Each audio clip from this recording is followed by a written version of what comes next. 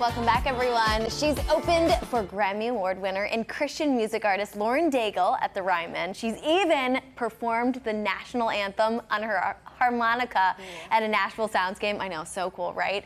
We are talking about our latest Musician of the Month, presented by the Musicians Hall of Fame and Museum and Bach to Rock Franklin in Nashville West. Yes, that musician, Kiersi Joli from Mount Pleasant, who just graduated from high school. Sylvia Castaneda introduces us to the phenom who started playing music at a very young age.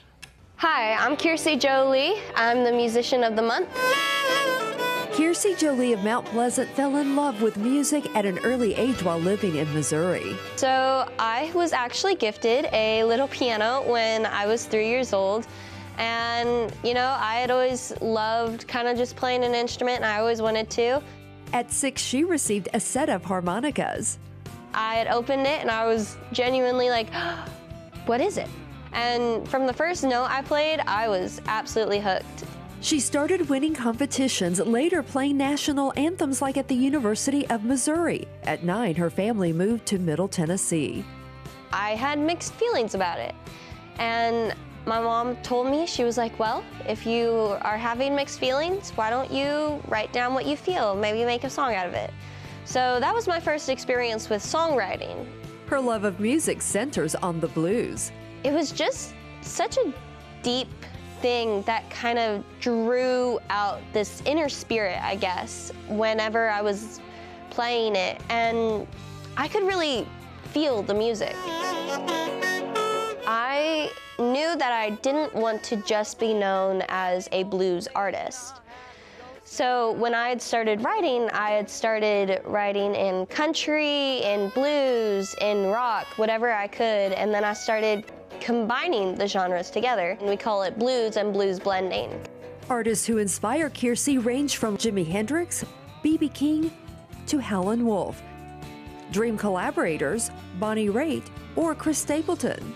And, you know, I think it would just be a dream come true to get to write a song or even play with him. So Kiersi heads to the Musicians Hall of Fame and Museum in downtown Nashville to learn more about the musicians and artists who inspire her.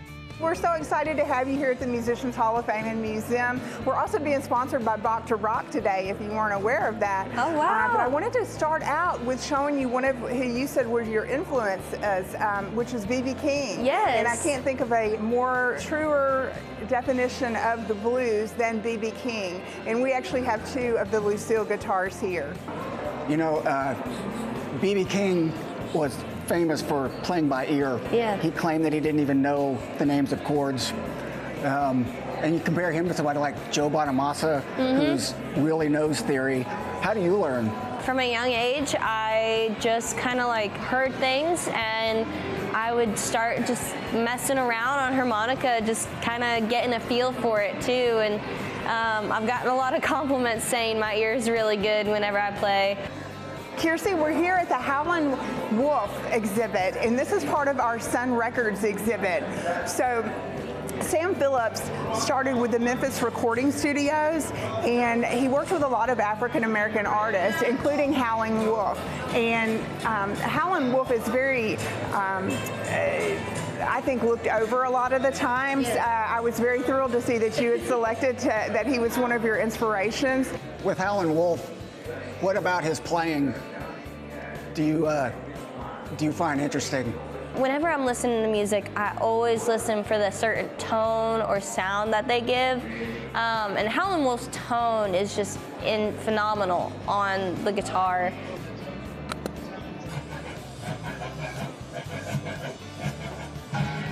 This is our Hendrix room, and it starts out with Jimmy's journey to Nashville. So he played with the Jolly Roger Club, which was in Printer's Alley, and we've got that stage right over there that's in these pictures.